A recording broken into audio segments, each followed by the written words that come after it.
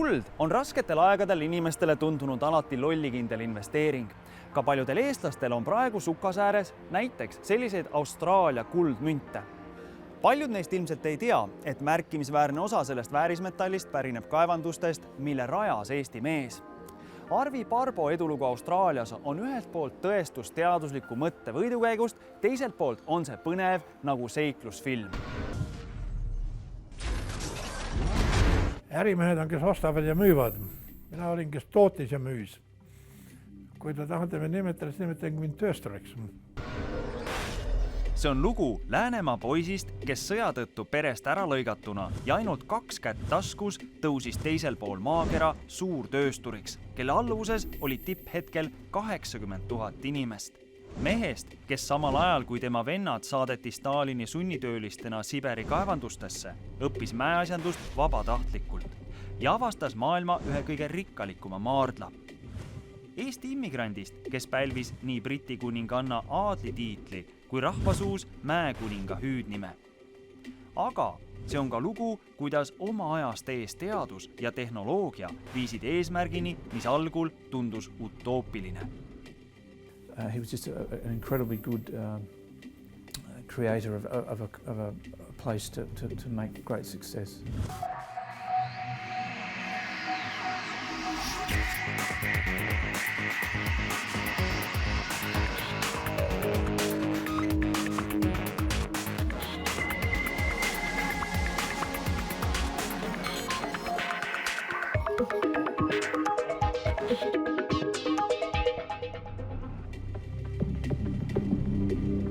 Sir Arvi, nagu teda Austraalias tuntakse, on kohtumiseks ette valmistanud talle omase põhjalikkusega.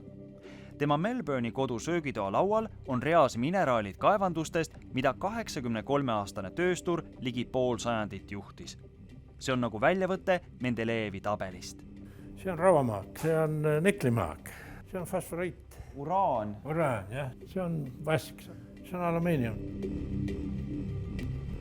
Kuid kõige tähtsam on metall, mis Mendelejevi tabelis kannab nime aurum. See on kullamaak. Väga rikas. No see on ju, siin on kohe palja silmaga väga ilusti näha. See on puhas kuld. See on väga rikas maak, niisugust leiab arva. Tavalises kullakaevanduses täna päevalt üldse kulda ei näe.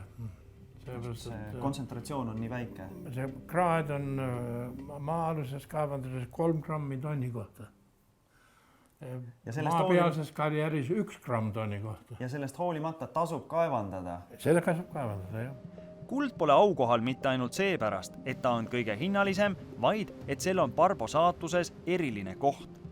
Kullakaevandus oli tema esimene töökoht mäeinsenerina ja firma Western Mining, mida eestlane juhtis, aastakümneid Austraalia kullatootja number 1. Aga võtame algusest. Läänemaal Kullamaa kandis 4-lapselisse taluperre sündinud Arvi sattus teise maailmasõja lõpus põgenikelaagrisse Saksamaal. Just siin alustas ta mäeasjanduse õpet ja sattus esimest korda praktikale maa alla. See on see kiiver, kui ma töötasin söökaevanduses Saksamaal 1948. Nii et see on see päris seesama kiiver, millega päris seesama kiiver, jah. Kuidas see teil kaasas on olnud siis? Millegi pärast jäin, kunagi panin kohvrisse ja igal pool käis kaasas. 1949. aastal pakkis Parbo kohvrid ja sõitis koos tuhandete teiste väljarändajatega teisele poole maakera, et saada võimalikult kaugele sõjast räsitud Euroopast ja kommunistidest. Austraalia andis põgenikile priisõidu, kuid tingimus oli, et sisserändaja teeb 2 aastat riigi määratud tööd. Juba 2 nädalat pärast maabumist uuel kodumaal töötas Parbo Lõuna-Austraalia kivimurrus. Alguses oli väga raske, sest austraallased vaatasid immigrantide peale nagu midagi ebatavalist ja võõrast. Ja keelega oli muidugi alguses ka probleeme, me ainult olime keskkooli keelega. Arvi ja Saima Parbo abielusid 1953. aastal Adelaide'is. Keeleprobleemidest üle saanud suruõhuhaamri operaator töötas end kiirelt kivimurrust üles, sai järgmiseks tööd autotehase joonestajana ning asus õppima ülikooli õhtukursustel. Kui ta 1956. aastal mäeinseneri diplomi sai, oli Eesti sõjapõgenik teistest lõpetajatest umbes 10 aastat vanem. Et kiiremini karjääri teha, otsustas ta enda professori soovitusel kandideerida väikesesse kaevandusfirmasse Western Mining Corporation. Tööintervjuu lepiti kokku firma juhiga, kel oli juhuslikult Adelaide'i asja. Ja sel päeval, kui see kokkulepe, lennuk oli hiljaks jäänud. Ja tal oli üks teine väga tähtis kokkusaamine peaaegu kohe sel ajal, kui ta kohale jõudis. Nii ta helistas ja me saime kokku tänava nurgal keset Adelaide'i linna. Ta sai selle ülemusega kokku ja ütles, et ma tahaksin Western Miningule töötama tulla. Ja siis see ülemus ütles, et jah. Aga tagantjärgi tarkusega võib öelda, et see oli saatuslik hetk siis ju. Noh, ega ma mõtlen, et tema seda ei kahetsen, mina kindlasti ei kahetsen seda.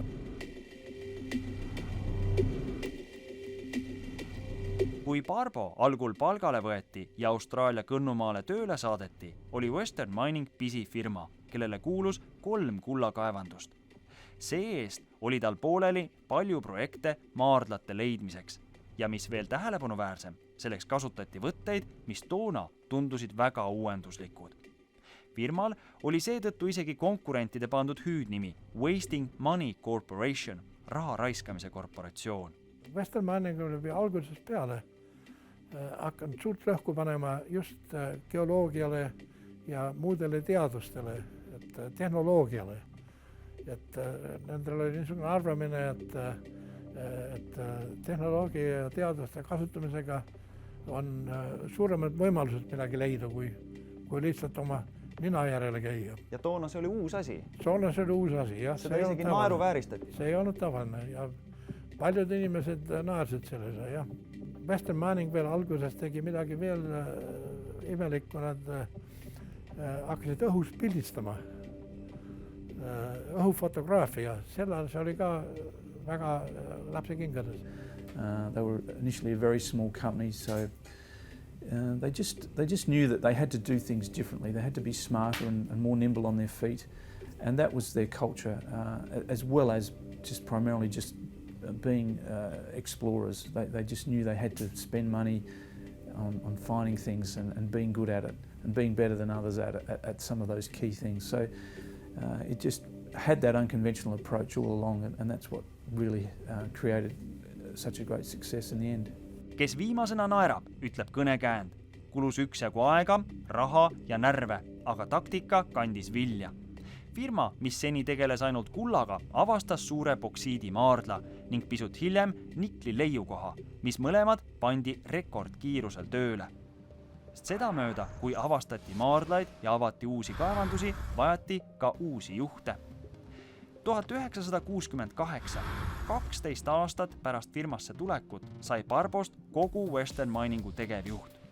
Kulus veel 3 aastat ja tuli järgmine ametikõrgendus. Eestlane määrati peadirektoriks. Et üks immigrant ja veel riigist, kus emakeel ei ole inglise keel, sai nii tähtsale kohale, tõmbas palju tähelepanu. Väidetavasti olite teie esimene sisserändaja, kes nii kõrgele jõudis. See on tõsi, jah. See on tõsi, jah. Aga see ei olnud, sellest ei olnud keegi mingit probleemi. See oli sel ajal vähemalt ja ma arvan praegu sel ajal ka. Keegi ei küsi, kus sa tuled. Küsitakse, mis sa jõuad teha, mis sa oskad teha. Kuid kõik varasem oli köömes selle kõrval, mis edasi tuli. Lõuna-Austraalias 560 kilomeetrit Adelaide'ist põhjas, kohas, kus oli ainult üks karjafarm ning varem polnud tehtud ühtegi leidu, toimusid 1975. aastal Western Miningu proovipuurimised, mida tõukas tagant ainult üks uudne teooria. In that year, a minerals exploration geoscience team, like this one, was flying over this arid and remote area when their equipment showed up an anomaly, something very unusual and literally something that shouldn't be there. See märk ei olnud, seal oli üks teoreetiline, geoloogiline niisugune mudel oli. Üks meie geoloog käis doktoritööd tegemas ja siis tema doktoritööks oli üks geoloogiline mudel, missugustes kivimites võiks vask esineda Austraalias. See oli nagu uudismudel. It coincided with another anomaly that a ground survey team had also observed. Seal maa pinna peal ei olnud mingit märki, et seal sügaval midagi võiks olla. Võtsime proove, analüüsisime mitte midagi. Otsustasime sellegi poolest, mina ütlen, otsustasime, meie geoloogid otsustasid. Sellegi poolest, et nad tahavad ühe augu puurida, et vaadata, mis seal on. Mis asi see on, mis kõik niisugused kokku tulevad sinna. Ja puurisidki. Esimesed 350 meetrit ei olnud mitte midagi. 350 meetri sügavuses läksid teise kivimisesse ja see oligi, seal oligi 1,% vaski sees.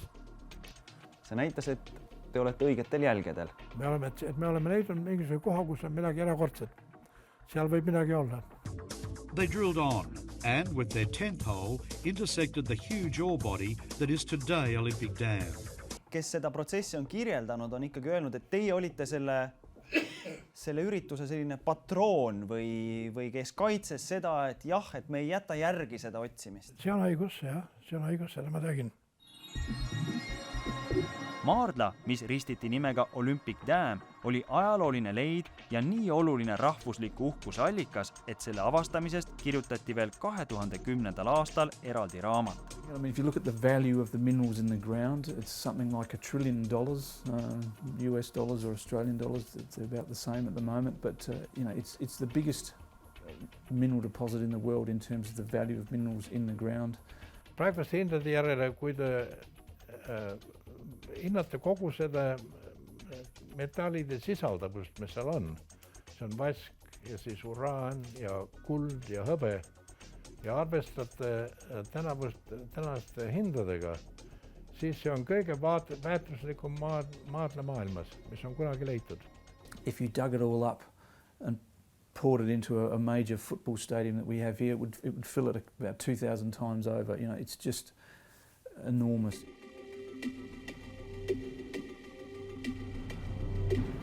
Barbo juhitav kaevanduskompanii oli teinud küll oma ajaloo suurima leiu, aga nende teel seisis veel üks märkimisväärne takistus. Vask esines nimelt harva nähtavas kombinatsioonis uraani maagiga ja seda kartsid austraallased nagu tuld.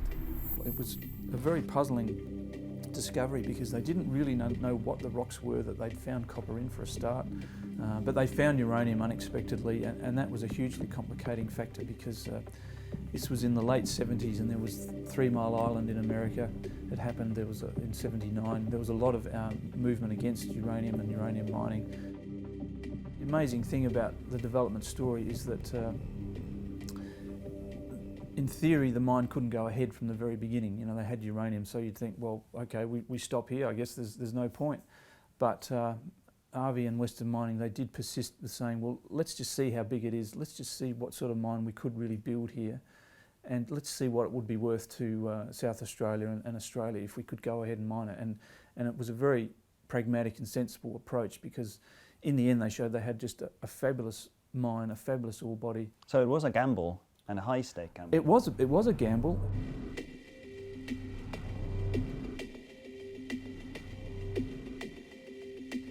Selle mängu võti oli tehnoloogia, kuidas radioaktiivne maak muust maavarast ohutult eraldada. Et lahendada see sõna otseses mõttes $1 triljoni küsimus, töötati välja ainulaadne protseduur. Lihtsustatult näeb kogu ahel välja nii.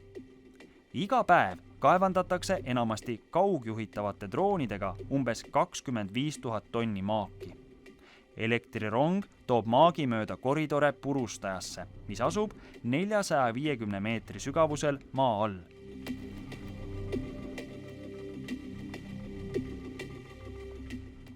Siin peenestatakse maak umbes jalgpalli suurusteks tükkideks. Sealt tõstetakse see kõrgele maapinna kohale, kus teekond jätkub läbi rea pöörlevate veskite, mis jahvatavad osakesed 75 mikroni suuruseks, mis on sarnane talgijahu konsistentsiga. Need veskid eraldavad vaserikka sulfiidimineraali nii-öelda tavalisest kivist. Edasi suunatakse veega segatud sulfiidisupp settemahutitesse. Siin lisatakse erinevaid reagente ja segatakse ning õhutatakse nii, et pinnale tekiksid mullid nagu vaht piimakokteilil. Teatud reagendid seovad väikesi vasesulfiidi osakesi ja tõusevad pinnale. Teised seovad vaske mitte sisaldavad osad ja vajuvad põhja. Vaserikas vaht kogutakse pinnalt kokku ja puhastatakse veel reas sette basseinides, mis läbi vasesisaldus järk-järgult kasvab. See kontsentraat sisaldab veel ka enamikku kulda ja hõbedat. Seda pudru pestakse läbi teatud ainetega, et eraldada viimsedki uraanijäägid enne, kui metall edasi suletusahju saadetakse. Tankide põhja settinud materjal sisaldab enamikku uraani. See läheb omakorda hüdrometallurgia tehasesse, mis eraldab uraani ning väga väikese koguse vaske. Töötluse tulemusel saadakse uraanioksiidi pulber, mis pakendatakse 250 liitristesse tünnidesse ja läheb edasi tooraineks peamiselt tehastele, mis valmistavad tuumajaamade kütust. Jääkvedelik pumbatakse suurtesse settetiikidesse. Metalliteekond jätkub samal ajal sulatusahjus, millest väljub 99,6% puhtusega vask. Aga see pole veel kaugeltki protsessi lõpp. Metall valatakse plaatideks ehk anoodideks ja kastetakse elektrolüüsi lahusesse. Anoodidest läbilastav elektrivool lahustab vase, mis ladestub ümber katoodile.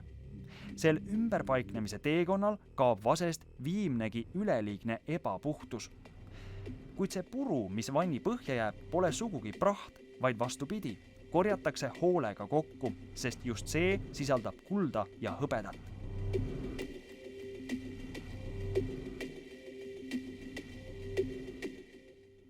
See, sõbrad, on veel väga lihtsustatud versioon kogu protsessist. It took about 13 years from their discovery in 76 to actually opening a mine in 1988. It was an enormously challenging time once the discovery was made to actually get it through to development. Mr. Premier, Mrs. Bannon, Leader of the Opposition and Mrs. Olsen, Your Excellencies, distinguished guests, ladies and gentlemen. I have the privilege of speaking on behalf of the Western Mining Group on this landmark occasion.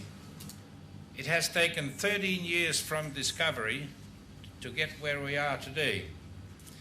The road has been long and difficult, as those who have been traveling it will readily testify. Kõnekas on, et 24 aastat pärast ametlikku avamist on kaevandus veel kaugel oma täispotentsiaalist. Sel moel plaanib Olympic Dam toota tänavu umbes 700 000 tonni vaske, 19 000 tonni uraanioksiidi ja 25 tonni ehk 800 000 untsi kulda. Muuhulgas tegi Olympic Dam Barbost Austraalia suurima kullatootja. See on teie kaevanduste Austraalia kuldrahad. toodang siis? Üks unt $1500. Sellega poodi minna ei saa. Kas teil on kullaga kuidagi eriline emotsionaalne suhe ka? On küll, jah, on küll. Mulle kuld meeldib. Kuld on ainukene asi, mida võltsida ei saa. Raha võib trükkida nii palju, kui te tahate ja kas seal mingit tagatist on, see on küsimus.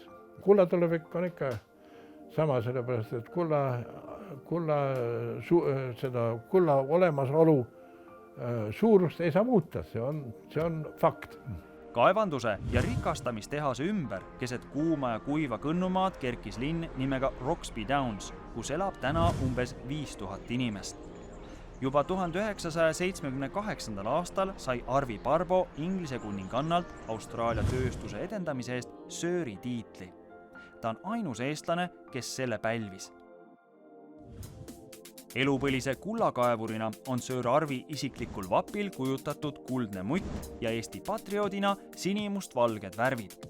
Tema deviis on pea vastu. Inseneriharidusega mehel tuli tippjuhina üha rohkem meediaga suhelda ja avalikkus prožektori vihus tegutseda. He was in the press all the time and very much a captain of industry in Australia. ma vaatan, et ikkagi väga tihti mainiti seda ära teie Eesti päritolu. ja ega mina seda kunagi ei maininud, aga inimesed teadsid seda. Ja siis, kui nad rääkisid või kirjutasid, siis nad alati huvi pärast mainisid ja mina olin muidugi uhke selle peale. Mehest, kes alustas söekaevanduses Saksamaal ja kullakaevanduses Austraalias, oli saanud tõeline rahvusvahelise kaliibri suurtööstur, kes istus mitmete firmade juhtkondades mõlemal pool ookeani. Tipphetkel töötas eestlase alluvuses kokku 80 000 inimest. See on suuresti just Parbo teene, et Western Mining muutus riigi üheks edukamaks kontserniks ja Austraalia majandusime nurgakiviks. Ning tema Eesti direktorist sai selle ime kaanenägu. Ma tean seda täpselt, ma olen Austraaliast väljas käinud 197 korda. Ja kui ma rehkendan umbes, mul on need lennu, kus ma käisin, need andmed olemas. Ma rehkendasin umbes 145 korda ümber maakera lennutust. Kokku umbes 7 miljonit kilomeetrit, mis on umbes 10 korda kuu peale ja tagasi. Ja kui ma rehkendan ära, kui palju see aega võttis, 900 kilomeetrit tunnis, mis on keskmine kiirus, see on 365 päeva. Nii et ühe aasta olete õhus olnud? Ühe aasta lennukis elanud, jah. See on nagu kosmonaut orbiidil. Täielikult. Tema üles ehitatud Western Mining pole aga enam superkaevanduse omanik. Ehkki firma tegi oma ajaloo suurima leiu, pidi ta sellest loobuma, sest tükk oli lihtsalt liiga suur, et seda üksi läbi närida.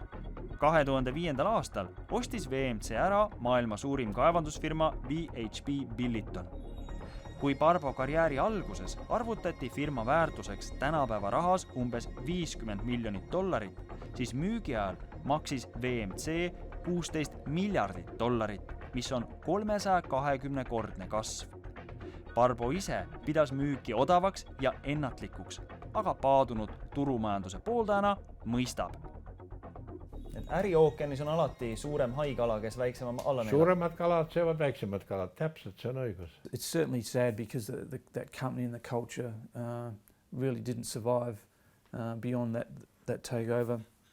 It was a unique company and it's gone now and there'll probably never be anything like it again. VHB Billiton kavatseb Olympic Dami tegevust veel 6-7 korda suurendada. Maa-aluse kaevanduse kõrvale on plaan rajada 350 meetri sügavune avatud karjäär. That open pit's going to be kilometers in size. Again, 4 kilometers by a couple of kilometers in area and up to 1,000 meters deep ultimately. So it's going to be turned into one of the greatest mines in the world. Kui ta hakkab täiel mõõtel tootma, mis on võib-olla vähemalt 7-8 aastat tänapäevast, siis ta töötab vähemalt 100 aastat ja võib-olla rohkem, võib-olla 200 aastat. Nii et see on see kõige parem mõõt, kui ma tahaks seda kellelegi selgitada. See on üks kaevandus, mis töötab sajandeid. Mitte 10 või 50, 20 või 50 aastat, vaid sajandeid aastaid, sadu aastaid.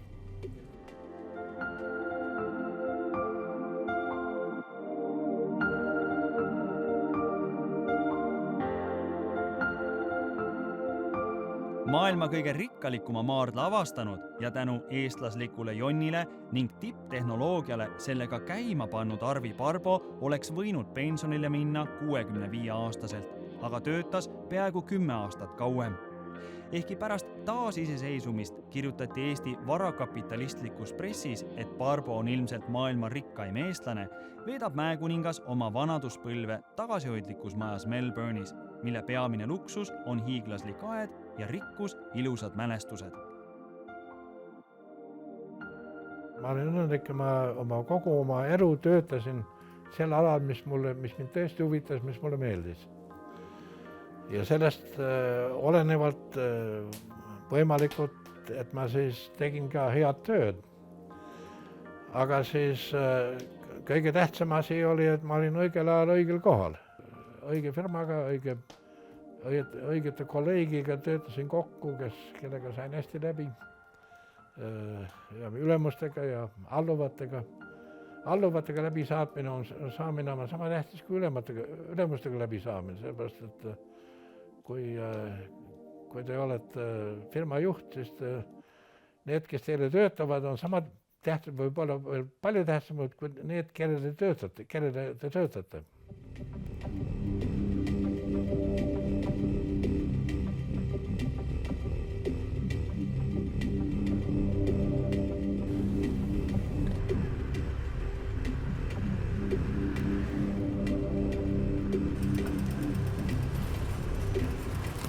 Aga ikkagi, mis oli tema edu saladus?